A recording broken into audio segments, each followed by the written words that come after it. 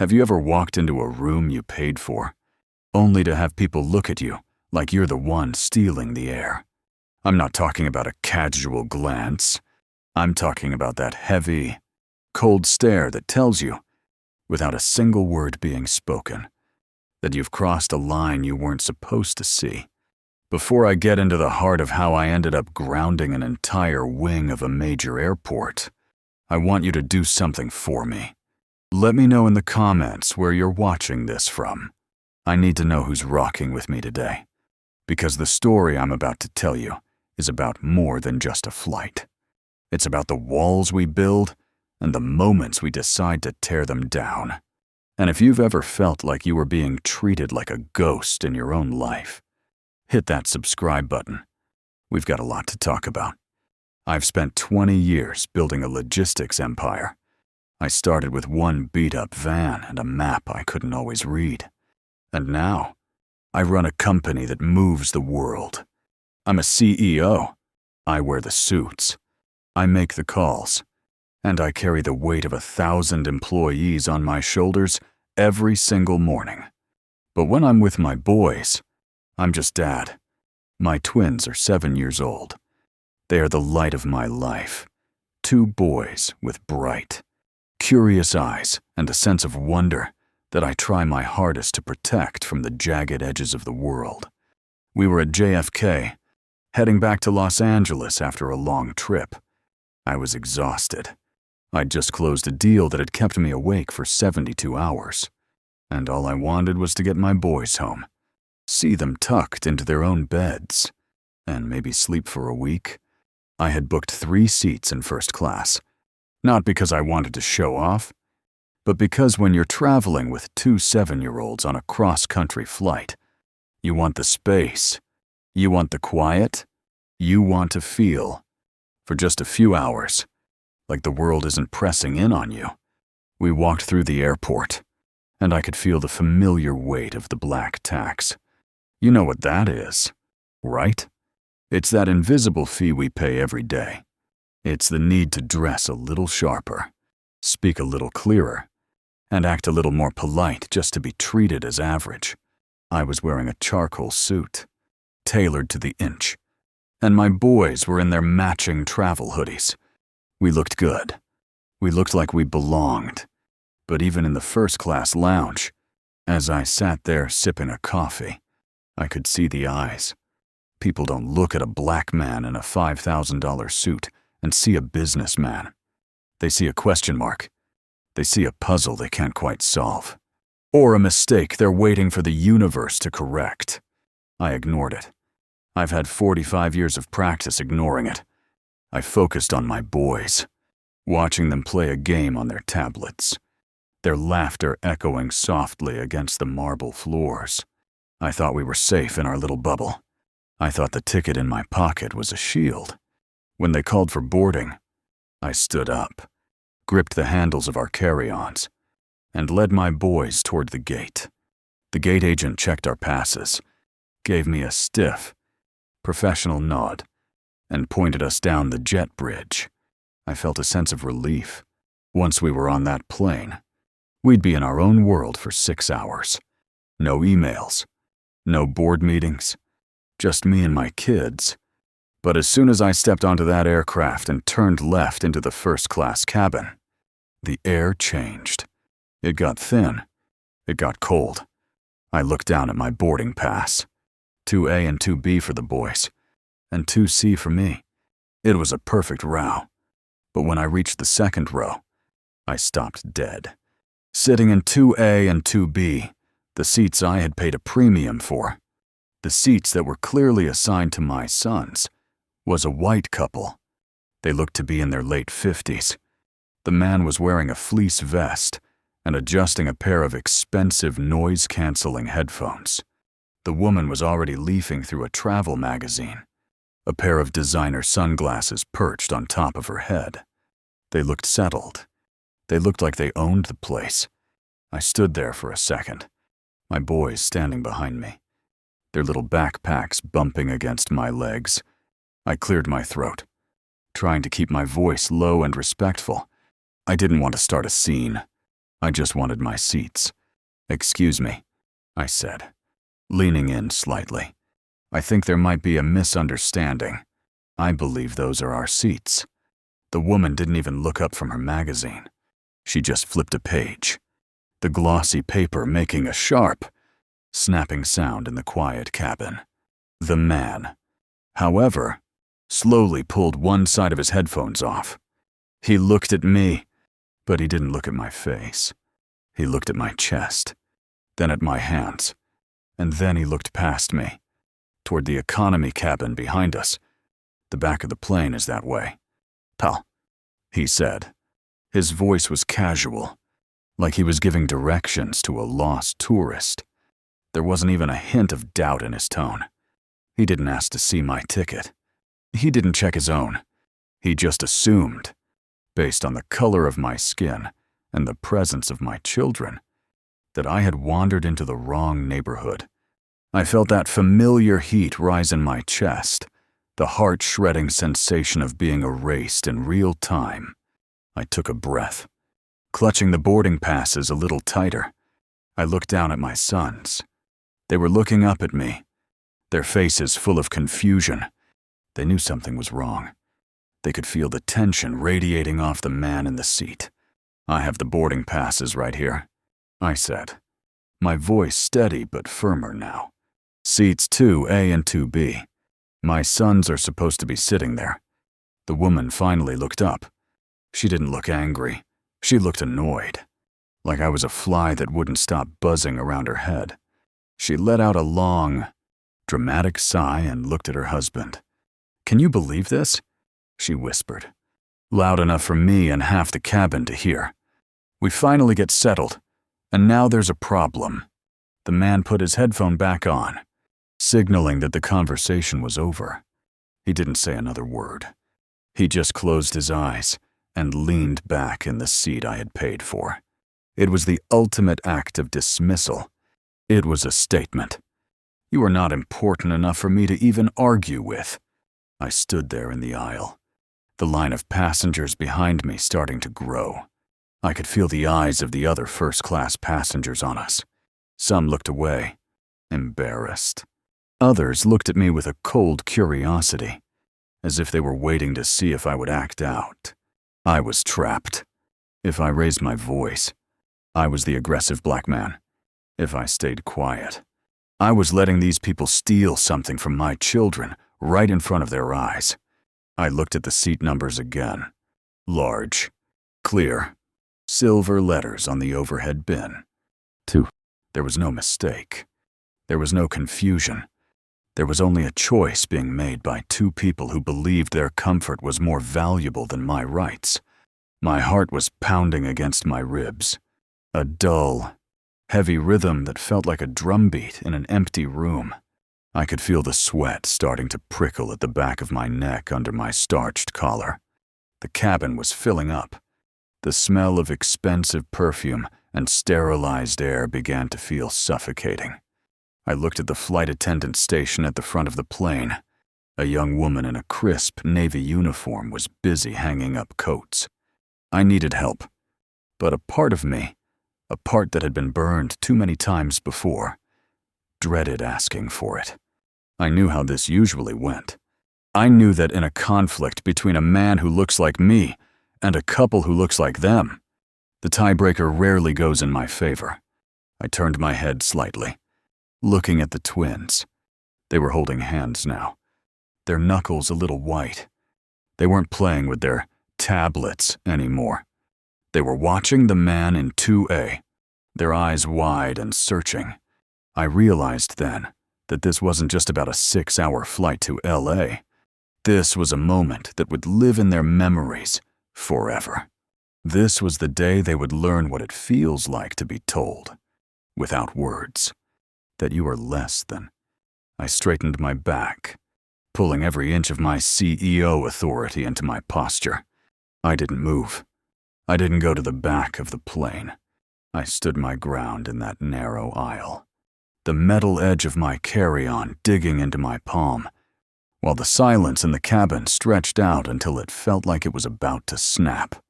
I watched the flight attendant finish with the coats and turn around, her eyes scanning the cabin until they landed directly on me, standing there like an island in the middle of the stream.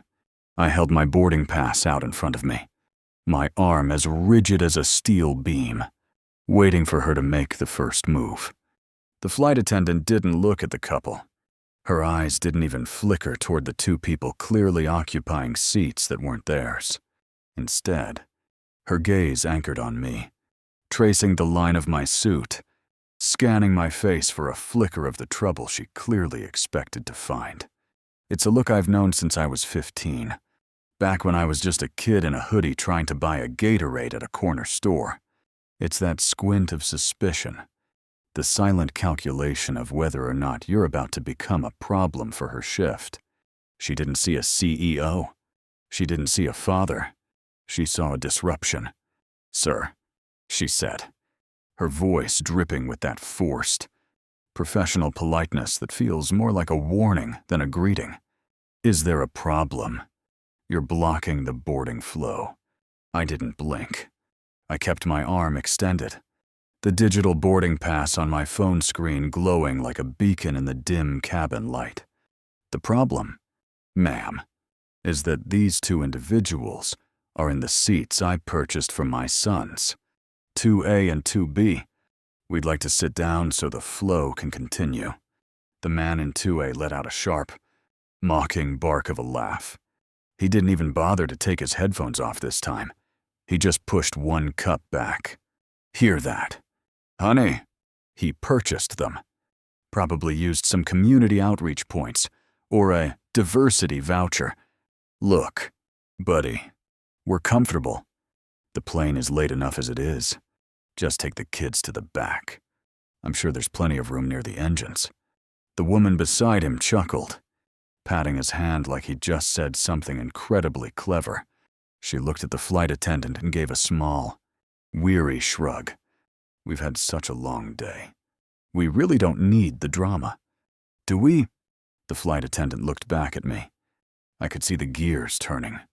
It would be so much easier for her to move me, one man and two kids, than to force this middle-aged couple to stand up, gather their things, and admit they were wrong. She chose the path of least resistance. "Sir, why don't you come with me? I'll see if we can find you 3 seats together in the main cabin. It might actually be better for the children to have more room to move around." "More room?" I asked, my voice dropping an octave, becoming that low, vibrating tone I use in boardrooms when a deal is about to go south. I paid for first class because this is the room. My sons are 7. They don't need to move around in the back. They need the seats their father worked 80 hours a week to afford. I looked down at the twins. My youngest, the one who usually has a joke for everything, was staring at the floor. He was picking at a loose thread on his hoodie, his shoulders hunched. My other son was looking at the man in 2A with a look of pure, unadulterated confusion. He hadn't learned yet that some people see the world as a hierarchy, where they are always at the top. He was learning it now, in real time, and every second I stood there, the lesson was sinking deeper into his bones. The weight of the suit I was wearing suddenly felt like lead. People think that when you make it, when you have the title, the office with the glass walls, the car that costs more than a house, that the world changes for you. But it doesn't. You just get a better view of the same old walls. I was standing in a tube of metal 30,000 feet in the air, surrounded by people who had less money in their savings accounts than I had in my pocket. Yet they felt empowered to tell me where I belonged. "I'm not moving," I said. It wasn't a shout. It was a fact. "Check the manifest." The flight attendant sighed. A long, exaggerated sound of someone being deeply inconvenienced by a basic job requirement. She took my phone, her thumb swiping across the screen with a dismissive flick. Her eyes went wide for a split second when she saw the executive platinum status.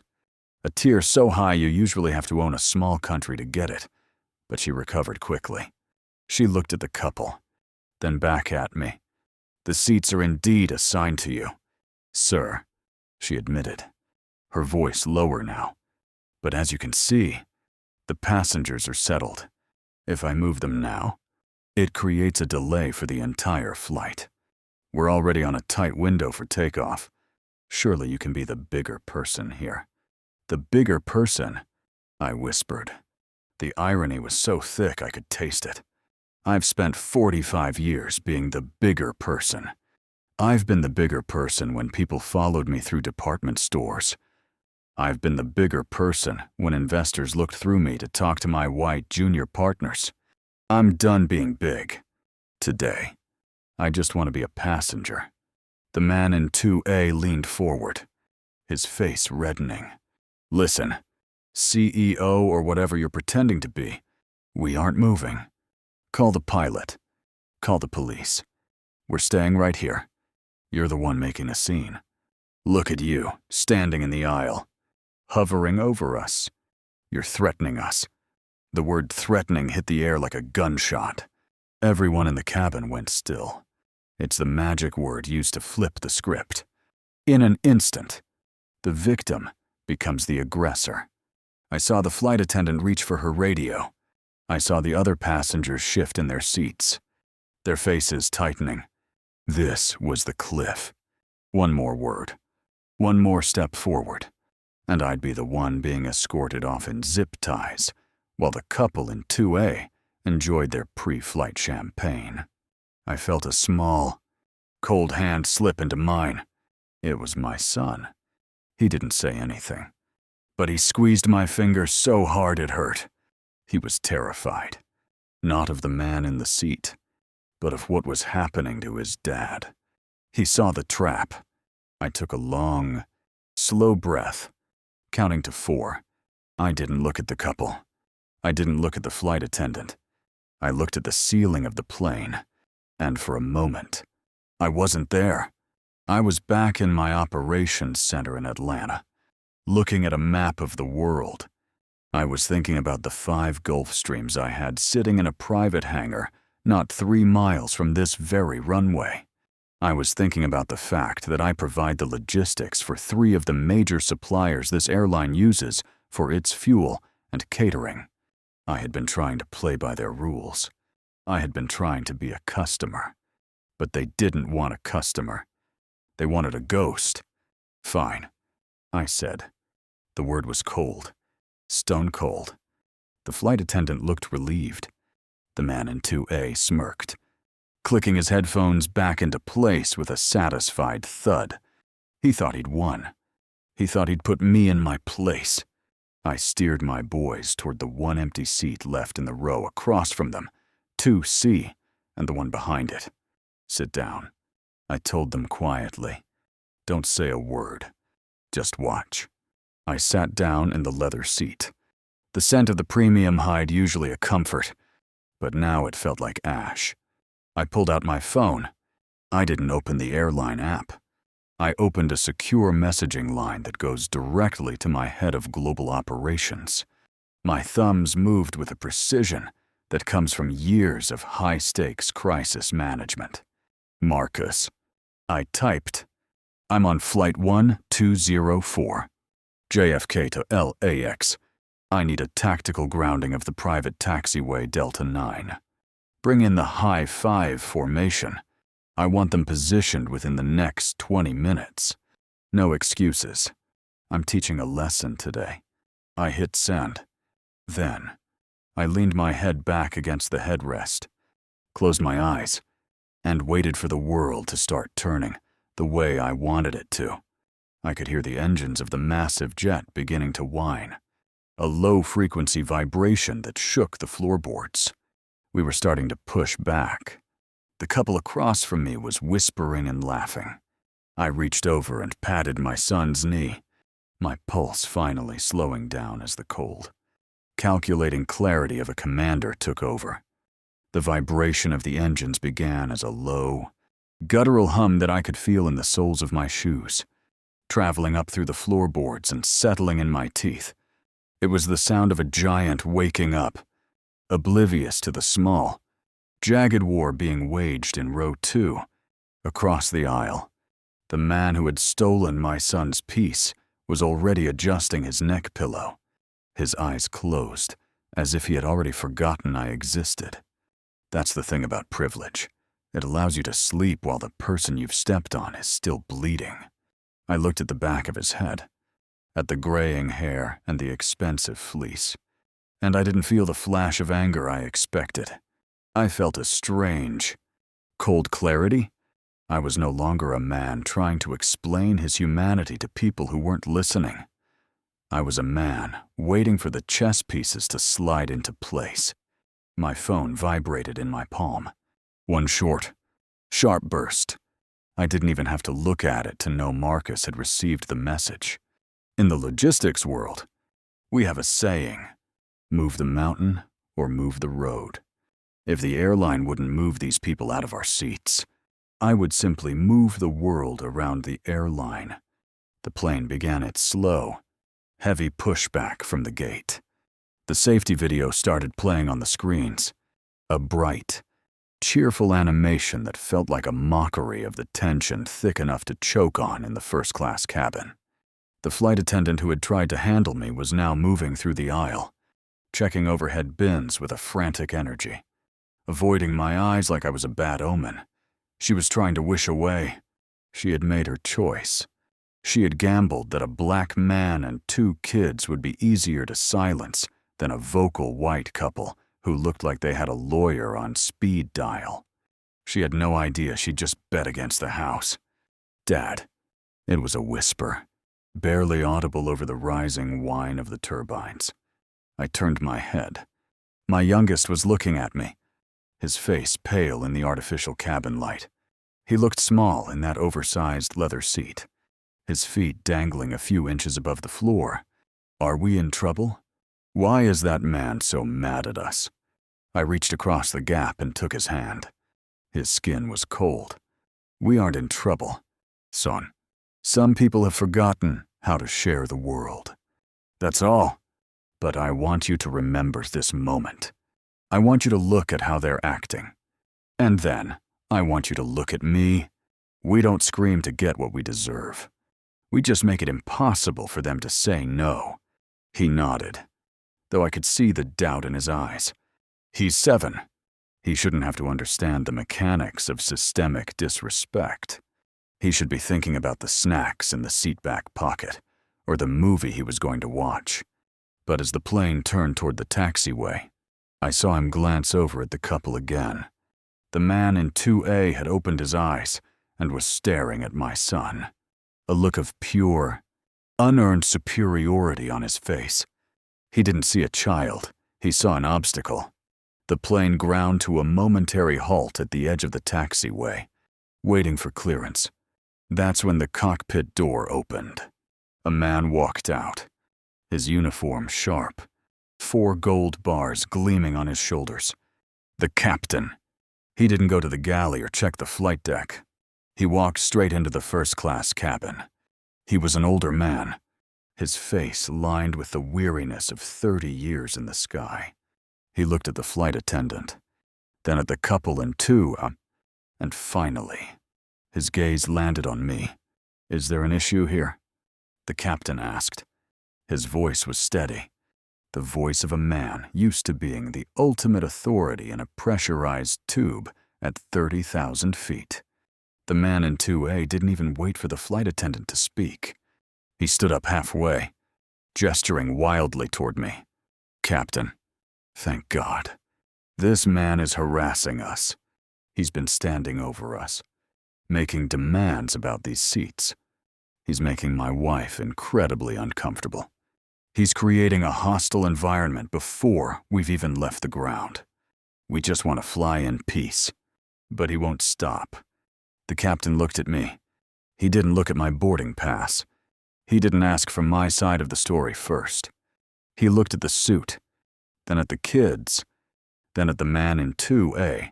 I could see the calculation happening. He wanted to take off. He had a schedule. He had a fuel window. And he had a passenger who looked like the ideal customer, complaining about a passenger who looked like a complication.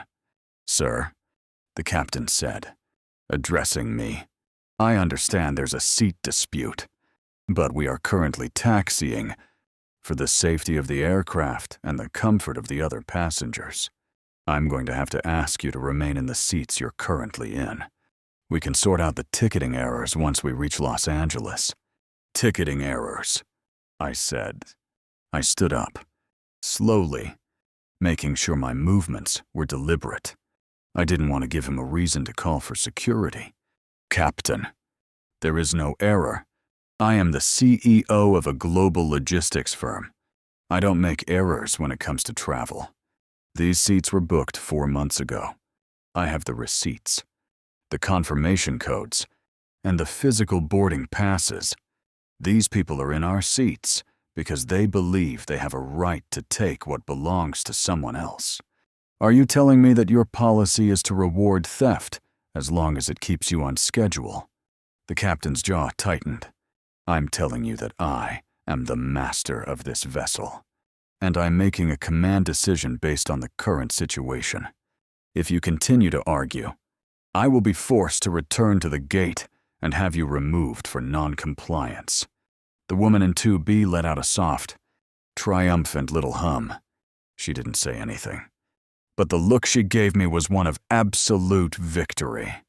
It was the look of someone who knew the system was built for them, by people like them, to protect people like them. "I see," I said.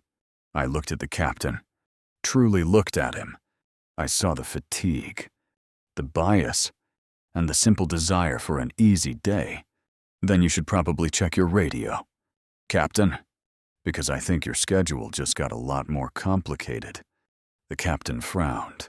Confused? "What are you talking about?" I didn't answer. I sat back down and buckled my seatbelt. I didn't look at the couple.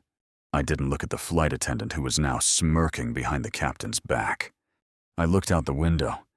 The plane started moving again, turning onto the long, gray stretch of the taxiway that leads to the main runway. JFK is a busy place, a constant stream of metal and jet fuel. But we were heading toward a specific intersection, taxiway Delta 9. As we approached the turn, the plane slowed down. Usually, this is where the pilot guns the engines for the final stretch. But instead, we felt the brakes catch. We lurched forward slightly, then stopped. I checked my watch. Exactly 20 minutes since I sent the text. Outside, the New York sun was beginning to dip, casting long, golden shadows across the asphalt. And there, emerging from the private hangars on the far side of the field, they appeared. 1, 2, 3, 4, 5. 5 identical, charcoal gray Gulfstream G650s. They moved with a terrifying, synchronized grace, like a pod of sharks gliding through dark water. They didn't go to the main runway. They taxied out in a perfect line, directly onto the intersection of Delta 9, and then they stopped. They turned their noses toward our aircraft, forming a wall of private steel that effectively cut off the only path to the departure strip. The pilot's voice came over the intercom. Ladies and gentlemen, this is the captain again. It looks like we have, a bit of a logistical situation on the taxiway. Neither is this plane." I looked the captain dead in the eye. All the command he had 5 minutes ago had evaporated. He looked like a man who had just realized he'd tried to kick a mountain. I leaned back into the plush leather of seat 2C, watching the captain's hand reach slowly, shakily, toward his radio as he stared at the blockade. The captain's hand didn't just shake, it looked like it had lost all its strength, hovering over the radio receiver as if the plastic device had suddenly turned into a live wire. He didn't look at the couple anymore. He didn't even look at the flight attendant, who was now backed against the galley wall. her face the color of the sterile white napkins she'd been handing out moments ago. No, he was looking at me, and for the first time since I stepped onto this aircraft, he actually saw me. He saw the man who could make the world stop turning with a single message. He saw the owner of the fleet that was currently holding his career, his schedule, and his airline's reputation hostage on the tarmac of JFK. The radio crackled to life. It wasn't the tower. It was a direct patch from the airline's corporate headquarters in Chicago. I could hear the voice bleeding through the captain's headset. Sharp, frantic, and loud enough for the first 3 rows to catch the vibration of panic. They weren't talking about seat assignments anymore. They were talking about the high five formation, the legal injunction being drafted in real time, and the catastrophic loss of secondary contracts that were the lifeblood of their ground operations. Captain, the voice barked, we have a Tier 1 priority situation on your aircraft. You have a passenger, a VIP, who needs to be accommodated immediately. Do not, I repeat, do not proceed with takeoff until the situation in first class is resolved to the passenger's satisfaction. The captain slowly lowered his hand. He looked at the man in 2A, who was now shrinking into the leather seat like he was trying to disappear into the upholstery. The bravado, the "this is our neighborhood" energy, the sneer, it was all gone. It had been replaced by the raw, jagged fear of a man who realized he had accidentally poked a sleeping lion while thinking it was a rug. The woman in 2B finally spoke, but her voice was a thin, watery ghost of the one she'd used to mock my sons. We didn't know, she stammered, her designer sunglasses slipping down her nose. We thought there was just a mistake with the system. We're so sorry. Please, we can move. We'll move right now. We'll go to the back. We'll sit anywhere. I looked at her, and then I looked at her husband. I didn't feel the surge of triumph I thought I would. Instead, I felt a deep, weary sadness. I looked at my sons. They were watching these 2 grown adults crumble, and I could see the wheels turning in their young minds. They were seeing that these people weren't better, or stronger, or higher. They were just small. They were small people who used the shadows of a broken system to make themselves look tall. And the moment a light was shone on them, they shriveled. You're sorry? I asked. My voice was quiet, but it filled the cabin, cutting through the hum of the air conditioning like a blade. You weren't sorry when you told me to go to the back of the plane. You weren't sorry when you laughed about charity seats. You were only sorry when you realized that the man you were looking down on was the one holding the ladder you're standing on. Sir, the captain intervened, his voice now thick with a desperate, oily subservience. I am truly, deeply sorry for the oversight of my crew. We are going to return to a private stand immediately.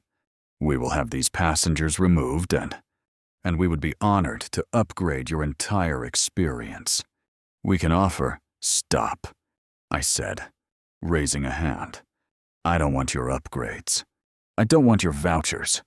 And I definitely don't want to spend another 6 hours in this cabin with the air you've poisoned. I stood up. I didn't wait for his permission. I grabbed our bags from the overhead bin. The same bags the flight attendant had acted like were too heavy for the first-class closet. I looked at my boys. Come on. We're going home. Our way. The plane didn't just taxi back. It felt like the entire airport moved to accommodate us. The tower cleared every other commercial flight, grounding the rhythm of the busiest hub in America just to let us turn around. As we pulled into a private gate, far away from the bustling terminals, the silence in the cabin was deafening. No one moved. No one whispered. Every passenger in that first-class cabin watched us as we walked toward the door. The lead flight attendant, the one who had tried to handle me, was standing by the exit. Her hands were folded in front of her, and she wouldn't meet my eyes. She looked like she wanted to apologize, but the words were stuck in her throat. Choked by the weight of her own bias, I didn't give her the satisfaction of a glance. I walked past her, my son's hands firmly in mine. The moment we stepped onto the jet bridge, the air felt different. It was the smell of jet fuel and the New York harbor, but it smelled like freedom. Standing at the bottom of the stairs was Marcus, my head of operations, looking as cool and collected as if he'd just ordered a pizza instead of grounding a major airline. Behind him, the 5 gray Gulfstreams were still idling, their engines glowing in the twilight, like the eyes of a guardian fleet. We didn't walk toward the terminal. We walked toward the tarmac. I stopped for a second, feeling the wind whip against my suit jacket. I looked back at the massive commercial jet we had just left. It looked like a Titan, but from where I was standing, it looked clumsy. It was a machine built on the idea that everyone is just a number, a seat assignment, a category. We boarded my lead jet, the Sky Truth. The interior was quiet, lit by soft amber. A douance, smelling of cedarwood and success. My sons ran to the wide, plush chairs, their eyes finally regaining that sparkle I thought had been extinguished back in row 2. They weren't the kids who were in the way here. They were the heirs to everything I had built. I sat down in the captain's chair in the main cabin and watched through the window as the commercial flight finally, slowly, began to taxi away. Finally cleared to leave now that I was no longer a part of its world. I watched it become a tiny speck of light in the darkening sky. I looked at the camera on my phone, the one I'm talking to right now, and I realized something that I need you to hear. Success doesn't erase the world we live in. I'm still a black man in America. I'm still a man who has to prove he belongs in the room before he can lead the meeting. My money, my jets, my company. They didn't stop that couple from being who they were. They just gave me the power to refuse to live in their version of reality. But not everyone has 5 jets. Not everyone can block a runway to get the respect they deserve. And that's why I'm telling you this. We shouldn't have to own the sky just to be seen as human on the ground. I looked at my boys, who were already fast asleep, tucked under cashmere blankets as we climbed into the night. They'll remember today. They'll remember the man who tried to take their seats. But I hope they remember the 5 gray jets more. I hope they remember that their father didn't bow, didn't scream, and didn't break. He just reminded the world who he was. Money is just a tool. Y'all, it's a hammer. You can use it to build a house, or you can use it to break a wall. Today, I used it to break a wall that was trying to close in on my children. But the real power is the dignity you carry when you have nothing at all. Never let anyone make you feel like a guest in a life you're paying for with your own sweat and blood. If this story hit you in the heart, if you've ever had to fight just to sit where you belong, I want to hear from you. Drop a comment. Tell me your row 2 moment. Let's build a community where we don't have to hide who we are to get where we're going. And if you haven't yet, subscribe.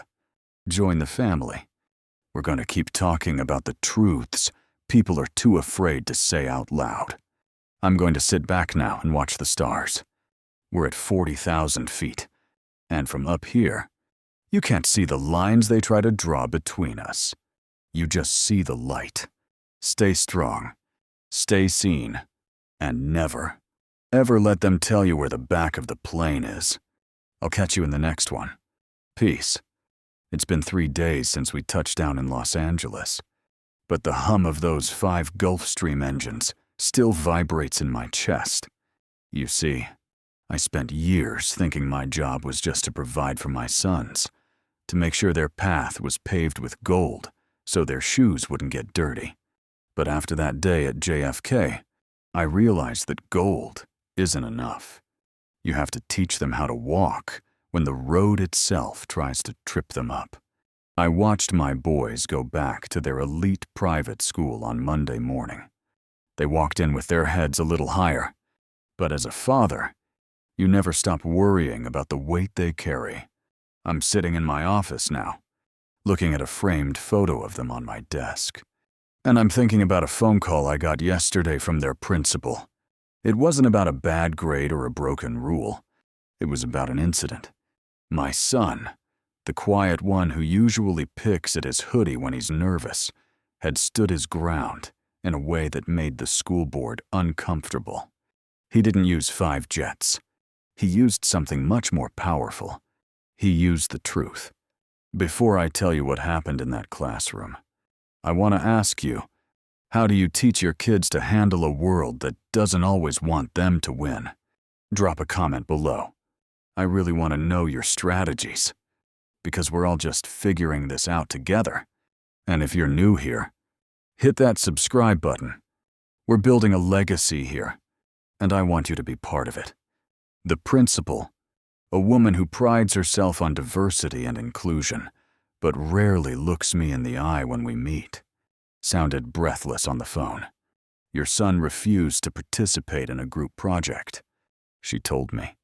He said the structure of the assignment was biased. I almost laughed. I knew exactly where that came from. My son had been assigned a project on the great pioneers of industry. The teacher had given every student a list of names to choose from. Rockefeller, Carnegie, Ford. When my son raised his hand and asked why there weren't any names that looked like him, the teacher, a young man who probably thinks he's woke because he listens to jazz, told him that those were the only relevant figures for the scope of the class. He told my son to just follow the curriculum. My son didn't scream. He didn't throw a tantrum. He remembered the tarmac at JFK. He remembered the silence of the captain when the power shifted. He walked to the front of the class, pulled up a search engine on the digital whiteboard, and spent the next 20 minutes presenting a history lesson that wasn't on the syllabus. He talked about the men and women who built empires in the shadows of the very men on the teacher's list. He talked about the logistics and the labor that the pioneers had exploited. The teacher tried to stop him. But the other kids, children of some of the most powerful people in California, were actually listening. They were leaning in. They were seeing a world they hadn't been shown. When the teacher finally pulled the plug on the presentation, my son just looked at him and said, "I'm not refusing the work. I'm refusing the lie. If you want me to write a report, I'll write one on the truth." That's my boy. That's the 5-jet spirit. It's not about having the most money. It's about having the most integrity. It's about being the one who refuses to sit in the seat the world tries to force you into. I went to the school that afternoon, not to apologize, but to stand behind him. I walked into that principal's office wearing the same charcoal suit I wore on the plane. I just talked about the standard of excellence I expect for my children's education. The principal tried to talk about disruption and respect for authority. I leaned forward, my hands clasped on her mahogany desk. Respect is earned through honesty. I told her, my son didn't disrespect your teacher. He respected himself. And if this school isn't big enough for a child who thinks for himself, then maybe I'm investing my tuition in the wrong institution. You should have seen her face. It was the same pale, flickering look I saw on the flight attendant. They want our money. They want our diversity in their brochures. But they don't want our voices. They want us to be the silent passengers in the back of their inclusive cabins. But my boys, they aren't passengers anymore. They're pilots. I walked out of that school with my son's hand in mine, and for the first time, he didn't look at the floor. He looked at the horizon. He told me, "Dad, I didn't have the jets, but I felt like I did." And that, right there, is why I do what I do. That's why I grind. That's why I take the calls at 3:00 a.m. Because the ultimate luxury isn't a private plane. It's raising children who know they don't need anyone's permission to be great. It's about the echo of those engines living on in their hearts long after the flight is over. We went and got ice cream after that meeting. Just a regular Tuesday for two boys and their dad. But in their eyes, the world looked a little bit different. It looked smaller. It looked like something they could handle. And as a father, that's the best upgrade I could ever give them. If you've ever had to stand up for your kid in a room that didn't see their value, tell me that story in the comments. Let's lift each other up. Stay focused. Stay proud. And remember, you own the sky. To understand why I did what I did on that runway, you have to understand where the steel in my spine comes from. I didn't wake up one morning with a fleet of Gulfstreams in a corner office. Long before the bespoke suits and the executive platinum status, I was a 24-year-old kid with a dream that everyone told me was too big for my skin. It was 2004. I had one white van, a beat-up Ford with a sliding door that stuck every time it rained, and a mission to prove that a black-owned logistics company could compete with the giants. I remember my first big pitch. I was trying to get a contract with a regional grocery supplier. It wasn't a billion-dollar deal, but to me, it was everything. It was the difference between eating and hoping. I had spent weeks mapping out routes, calculating fuel efficiency, and perfecting a pitch that showed I could do the job faster and cheaper than the established guys. I wore my only suit, a cheap polyester blend that was a size too big and smelled like the dry cleaner's bargain bin. I sat in a waiting room for 3 hours, watching men in expensive fleeces and khakis walk in and out of the CEO's office. They looked like the couple from the plane. They had that ease, that I belong here, rhythm that I had to fake every second I was in that building. When I finally got called in, the man behind the desk didn't even stand up. He was a silver-haired guy who looked like he'd never missed a meal in his life. He took one look at me, then at my folder, and he didn't even open it. He just sighed and said, "Look, son, we're looking for stability.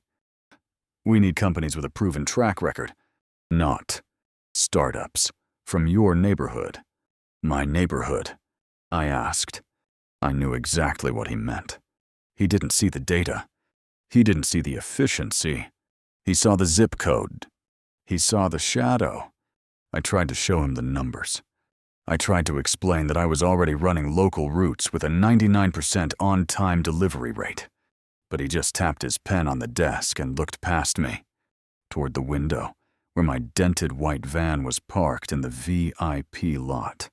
"I think you'd be better off looking for subcontracts," he said. "Maybe you can haul the scraps for the big guys. There's a lot of charity work out there for people like you." That word, charity, it burned then, just as much as it burned on the plane 20 years later. It's the word they use to tell you that your success isn't yours, that it's a gift they're choosing to give you. I walked out of that office, but I didn't go home. I sat in that van, the rain drumming on the roof, and I made a promise to myself. I promised that one day I wouldn't be asking for a seat at their table. I'd be building the building the table sat in. That was the day I met Marcus.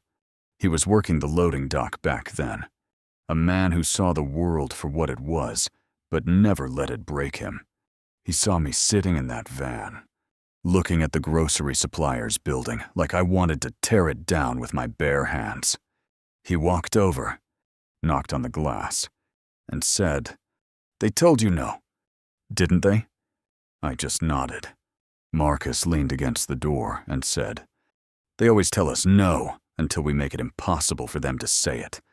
You want to beat them. Don't play their game. Change the rules."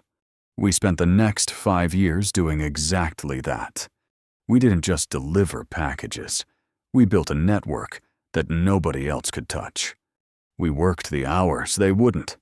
We took the routes they were too refined to handle. We turned that one van into 10, then 50, then 100, and every time I hit a wall, I remembered that man behind the desk. I remembered his sneer. I used it as fuel. I learned that, in this world, if you don't have a seat, you have to be so good that the whole room stops when you walk in. By the time I was 35, I didn't need that grocery contract anymore.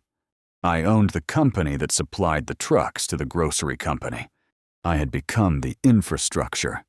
People ask me why I'm so aggressive about my success, why I need the 5 jets and the loud statements. It's because I remember the silence of that waiting room. I remember the weight of that polyester suit. I don't buy things to show off. I buy things to remind the world that the charity case is now the one signing the checks. When I was standing in that airplane aisle, looking at that couple, I wasn't just seeing 2 rude passengers. I was seeing 20 years of no. I was seeing every gatekeeper who ever tried to tell me I was in the wrong cabin. And that's why the jets were necessary. Not for the couple, but for the 24-year-old kid in the dented van who needed to know that one day he'd own the sky.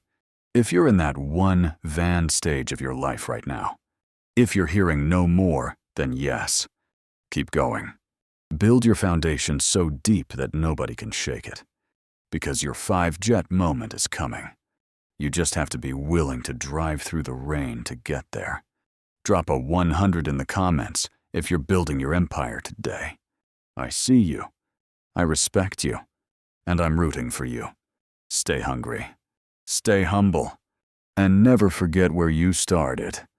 Peace.